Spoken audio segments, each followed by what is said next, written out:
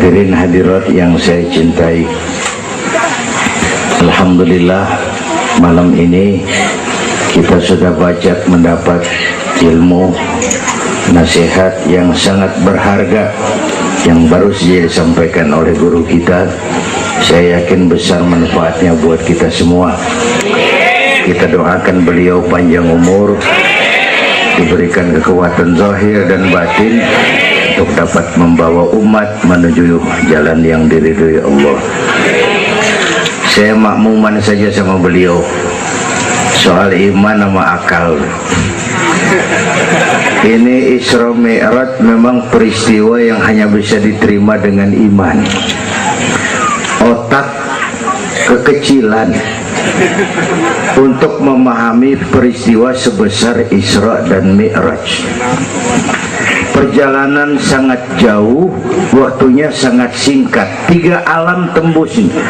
Haram Aqsa itu namanya alam nasut, alam fisika, alam indrawi, itu bisa kita jangkau.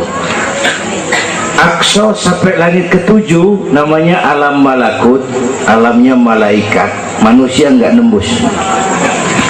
Langit ke-7 sampai aras lewat Sidratil Muntaha, Mustawa dan seterusnya, itu alam malak, alam lahud, alam ketuhanan. Malaikat juga nggak nempel ke sana tuh. Makanya di riwayat Isra Mi'raj pan malaikat Jibril nemenin sampai batas langit ke-7.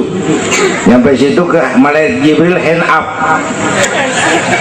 Sampai sini aja Muhammad. Ajan begitu Jibril, kan kita bareng dari Mekah ini. Tahu cara kita deh, bahasa Petamburan. Jangan begitu Jibril, bareng terus. Udah bukan alamnya Muhammad. Kalau gua terusin angus gua nih. Nggak sanggup, sampai sini saja.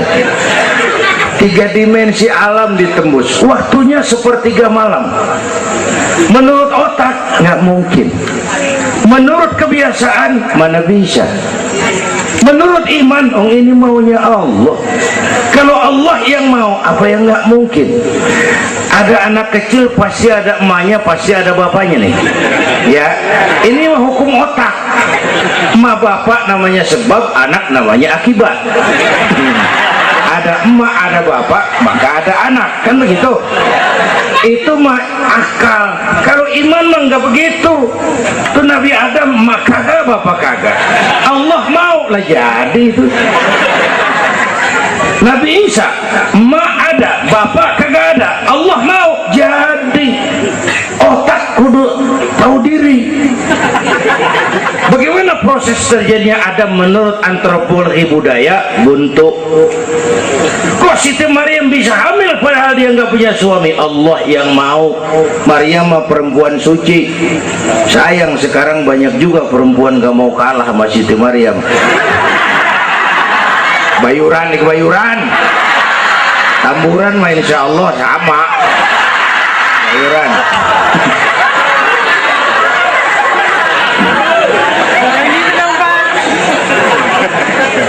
Makanya tahun 80-an saya punya ungkapan, ilmu bikin hidup jadi indah, seni bikin hidup jadi indah, ilmu bikin hidup jadi mudah, iman bikin hidup jadi terarah. Dengan ilmu hidup jadi mudah. Ini yang pojokan banget nih, dengar suara nih. Kenapa? Leker. Kan ilmu ini yang hari ini terjadi di Amerika, hari ini kita tahu dari kamar kita, televisi, ilmu. Ibadahnya berasa tuh. Tahun 50-an kita orang Petamburan kalau pergi haji ke Mekah 6 bulan. Tahun 50-an 6 bulan. Orang udah pada lupa aja baru pulang tuh. 6 bulan. Lain yang ada kapal laut 2 minggu tidak di laut. Mekah Madinah ontak. Sekarang orang pergi haji sebulan. Ilmu bikin hidup jadi mudah, seni bikin hidup jadi indah. Baca Quran ibadah, dengan seni tilawah terasa keindahannya. Iman bikin hidup jadi terarah. Benar kata Habib tadi, tanpa dorongan iman ilmu ngawur. Saya kasih gambaran. Ada namanya Dr. Arthur Clarke. kapal merah sonon lagi tuh. Udah dengerin aja lu ah.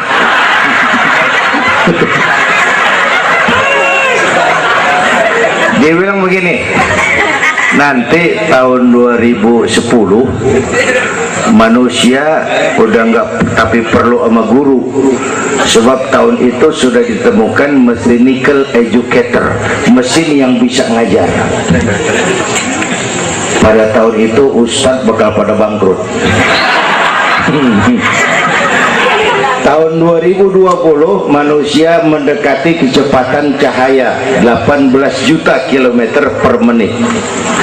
Tahun 2030 manusia melakukan antar penerbangan antar planet, interstellar flight.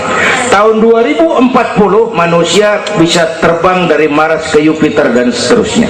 Puncak kemajuan ilmu tahun 2100 manusia nggak perlu mati. Ditemukan human immortality, kekekalan manusia. Para dokter sudah sedemikian jeniusnya sehingga ditemukan sejenis pil anti malaikal maut. Kira-kira sampai sini kelihatan, kalla innal insana la yatgha ar-ra'ahus.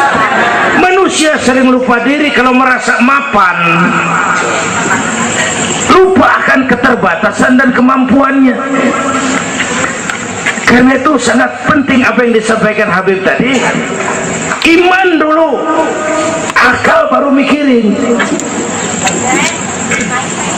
Kalau kita jalan malam lampu mati, bawa baterai kan, baterai dulu nyorot apa kaki dulu ngelangkah? Baterai dulu nyorot baru kaki ngelangkah. Jangan udah ngelangkah baru nyorot, begitu terang udah meledak.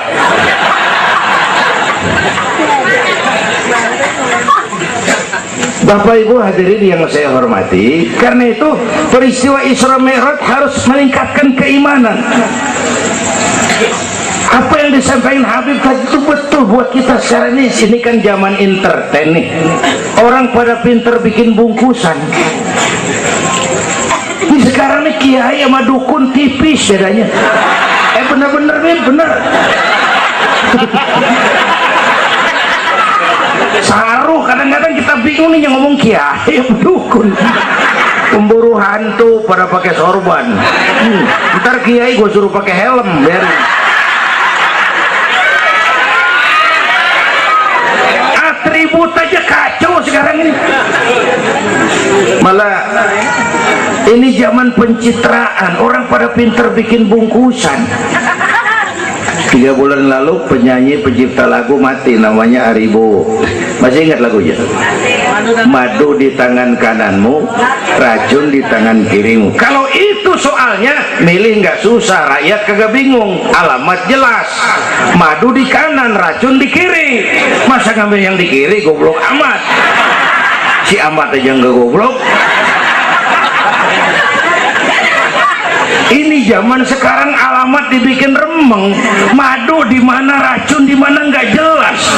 Malah lebih celaka, banyak racun bermerek madu. Ibu kalau ada racun ada madu, ibu pilih di racun apa di madu?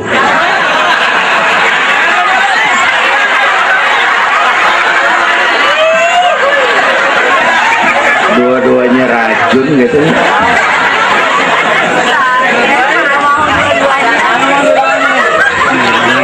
Jadi kita umat ini kudu cerdas, jangan jauh dari ulama, dari habaib, dari taklim. Sekarang ini banyak minyak babi, cap onta. Ya Allah, kita terpesona lantaran mereknya cap onta, gambarnya onta, isinya minyak babi. Rakyat harus cerdas. Emas pasti kuning, benar itu? Apa semua yang kuning pasti emas?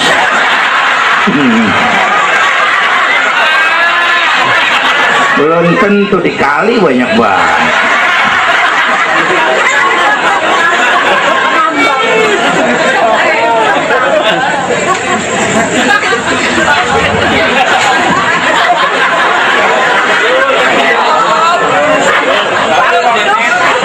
Bapak Ibu hadirin yang saya hormati,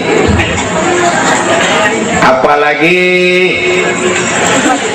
negara kita ini kan penyakitnya tuh 3: kudis, kurap, kutil. Sumber penyakitnya 1: kuman. Kudis, kurang disiplin. Kurap, kurang rapi. Kutil, kurang teliti. Sumbernya kuman, kurang iman. Ini mah nggak pakai kitab nih, ilmu utak atik namanya nih. Dengerin aja dulu dah.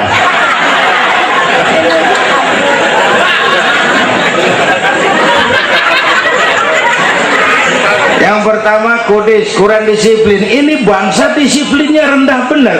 Padahal Indonesia merdeka ini kan dengan keringat, air mata, darah dan nyawa.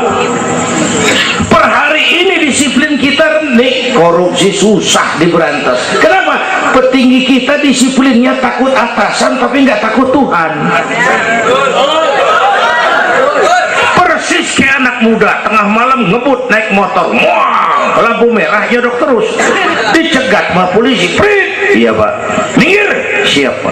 SIM ada pak. SNK punya pak. Tahu lampu merah? Tahu pak. Kenapa jalan terus? Saya gak tahu ada bapak.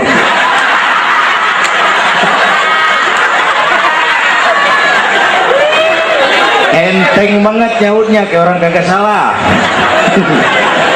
Tuh disiplin kalau ditongkrongin doang. Semua syariat yang disampaikan Habib tadi muaranya disiplin kok. Syahadat apa? Disiplin akidah. Kalau kita punya disiplin akidah, sabodo ada apa kek? Yang penting disiplin. Saya bersaksi tiada Tuhan selain Allah. Saya bersaksi Nabi Muhammad utusan Allah, Nabi terakhir. Tidak ada Nabi sesudah Nabi Muhammad. Harga mati, titik. Ada yang ngaku jadi Nabi, wajib tidak percaya. Disiplin. Jenggotnya panjang pak, masa bodoh. Sorbannya kayak Batman, kagak ada urusan.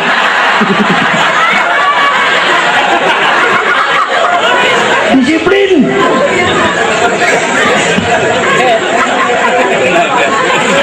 Sholat, disiplin waktu. Prajurit kalau sehari malam 5 kali wajib lapor komandan, masa mau lapor yang nggak bener? Ramadan sebentar lagi, disiplin makan minum biar halal. Kalau belum waktunya jangan. Masya Allah, disiplin. Itu Ramadan. Tempe halal habis maghrib, tahu halal habis maghrib, bini sendiri halal habis raweh, habis maghrib nafsu amat gue. Habis raweh bu, legaan dikit.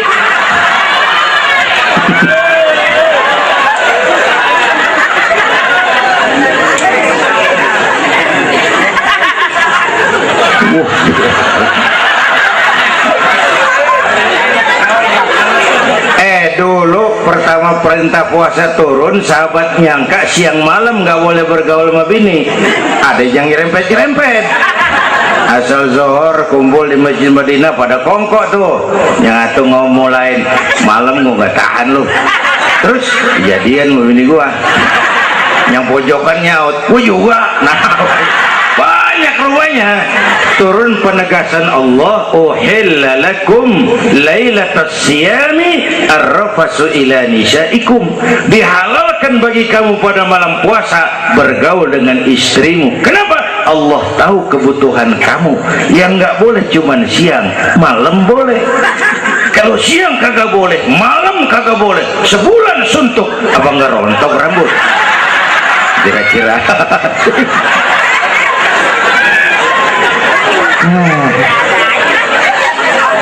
Dari apa ya? Ini udah jam 00:10. Bentar dulu, menurut tradisi kita ini di jam udah ganti hari nih. Ini ceramah terpanjang nih. Bayangin gue ceramah dari hari Sabtu sampai hari Minggu. Bener ini.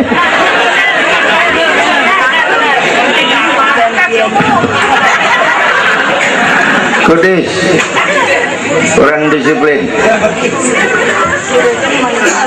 Tapi udah sering jelasin sama kita, ini Indonesia ini aneh bang, pasar bagus apa aja laku.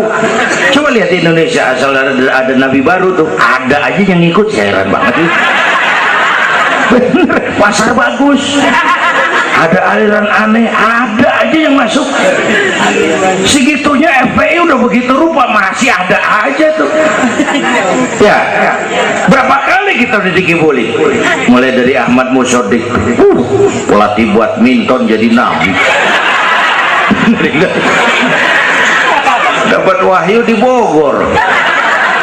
Kan biasanya orang mau di Bogor dapat talas, dapat wahyu, gila bener.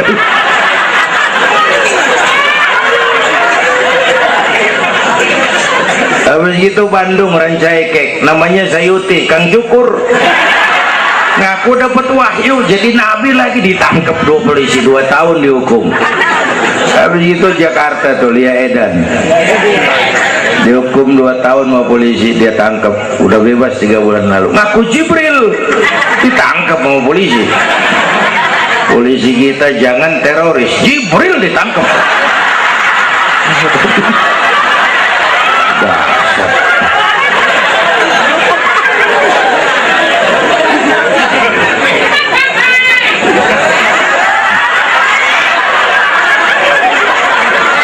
Habis itu yang lucu nih, menurut catatan Bakor Pakemnya Kementerian Agama tuh, antara di Jawa Tengah Jawa Barat perbatasan tuh, Cirebon Losari itu agama baru muncul, namanya agama Jasun, agama Jawa Sunda. Agama Jasun yang jadi nabi Tugimin.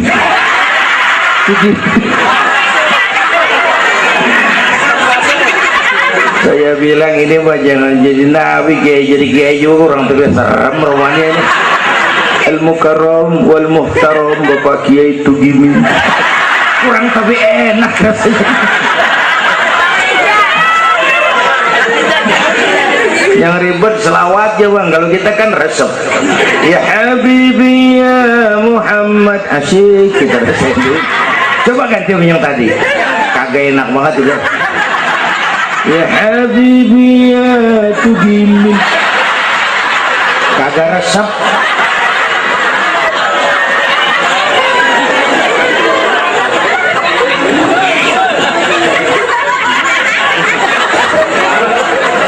Disiplin.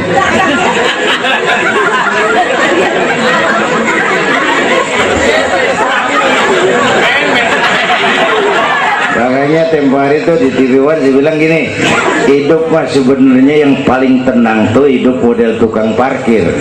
Coba lihat tukang parkir di pasar, dia mah tuh biar mobil banyak, mereknya bagus-bagus, nggak pernah sombong.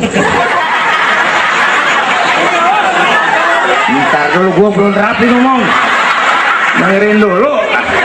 Gua juga tahu mobil orang, nyampur aja gua heran. Tukang parkir biar mobil banyak, mereknya bagus-bagus, nggak pernah sombong. Ntar mobil pergi satu demi satu, habis sama sekali, dia nggak sedih, anteng aja. Bu, nyengir tapi mikir. Saya bukan lagi ngebadut, ini ada muatannya nih ceritanya.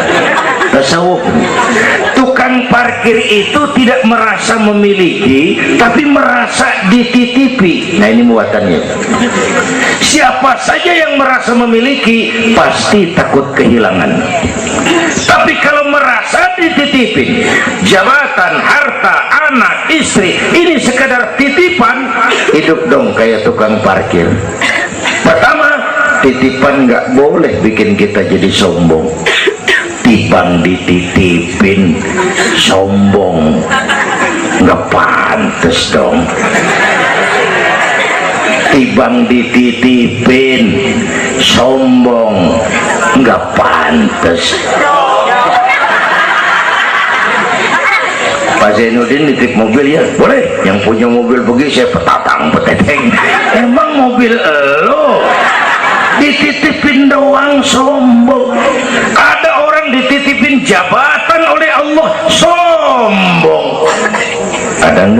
pejabat sombong? Ada, namanya Fir'aun. Tuh pejabat-pejabat sombong tuh anak buah Fir'aun semua. Dititipin sombong. Ini saya lagi sesek minggu-minggu ini nih, yang pakai nama Dindin lagi nggak tapi bagus. Nazarudin, Saripudin, saya Zainuddin lagi.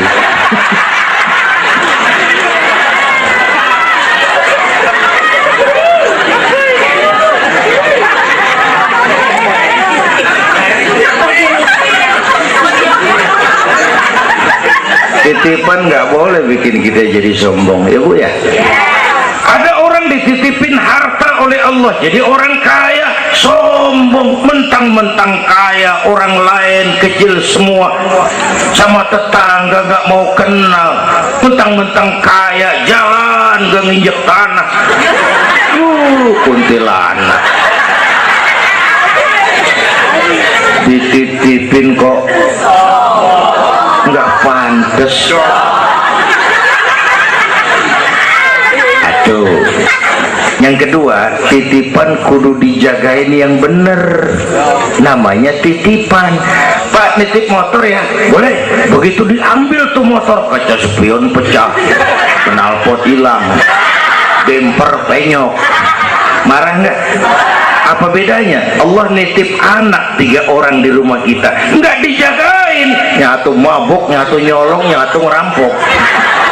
Yang nitip marah, yang nitip Allah nitip harta jadi orang kaya supaya bantu taklim, bantu masjid, bantu yatim, bela yang perlu, tolong yang lemah. Pelitnya 17 setan. Yang nitip yang makro, Allah titip Indonesia. Hai rakyat, ini Indonesia aku titip, kata Allah. Ini negara besar dan kaya, ditebus dengan keringat, air mata, darah dan nyawa. Aku titip ini.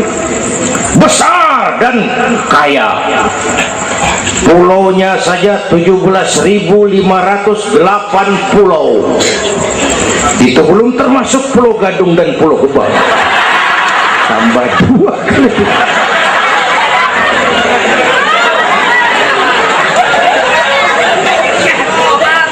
Ini negara besar dan kaya, buminya subur, di atas perut buminya segala tanaman hidup, di bawah perut buminya ada gas, minyak, batu bara, boksit, emas, timah. Ini bumi kaya, lautnya kaya, pasir lautnya bisa dijual nimbun Singapura. Ikannya luar biasa, Taiwan, Korea, Jepang langganan nanggokin ikan kita. Jepang kalau nangkep ikan di laut Indonesia nyolong pakai kapal pabrik. Di situ dia tangkep, di situ dia olah, keluar kapal udah dikaleng tuh ikan. Pernah teman saya anak Madura nangkep ikan di laut Malaysia, ditangkap sama polisi Malaysia. Kamu nyolong ikan Malaysia ya? Dia bilang, tidak Pak, saya nangkep ikan Sumenep yang lari kemari ya. Pakai merek rupanya tuh ikan.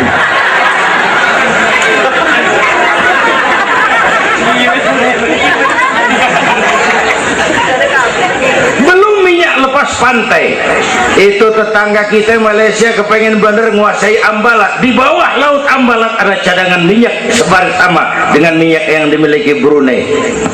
Terakhir saya ke Pulau Sebatik, batas persis kita dengan Malaysia. Saya punya teman di Sebatik tuh aneh, rumahnya bagian tengah ke depan masuk wilayah Indonesia, dapur ke belakang Malaysia. Saya bilang, lu ngeribetin orang lu, makan di Indonesia modal Malaysia, jauh banget jangkauannya. Bumi kaya, laut kaya, hutan kaya. Kekayaan negeri ini dikuasai oleh negara. Itu oke lah. Tapi harus digunakan bagi sebesar-besar kemakmuran rakyat. Ini amanat.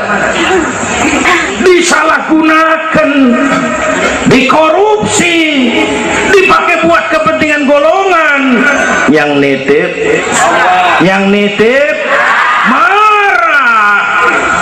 Kalau yang nitip marah, dia bisa aja nyuruh makhluknya yang lain negor kita. Siapa? Merapi, Batu, Bromo muntah, Semeru meriang, Anak Krakatau demam, angin puting beliung, banjir di mana-mana, tanah longsor, hujan es, kebayuran hujan es. Tetangga saya udah pada nyiapin sirup hujan es.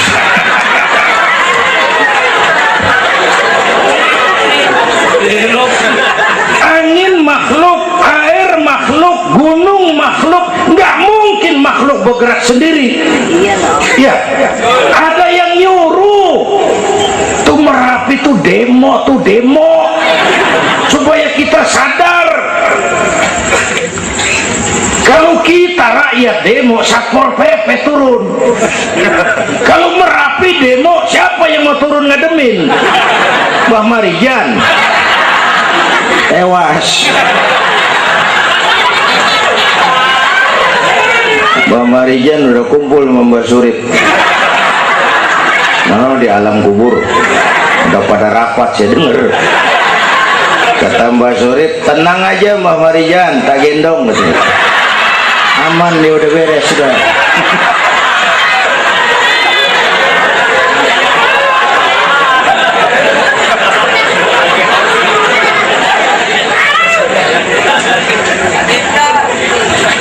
100 tahun kita bangun, selesai oleh gempa 5 menit.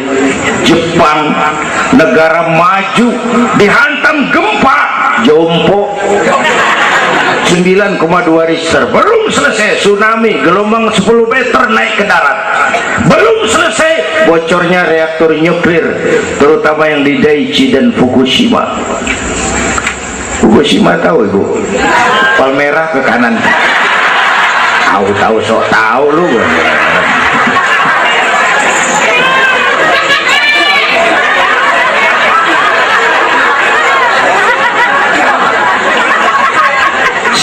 Kita perlu Allah. Kita perlu pantas. Saya mau flashback. Orang yang paling baik hatinya Rasulullah.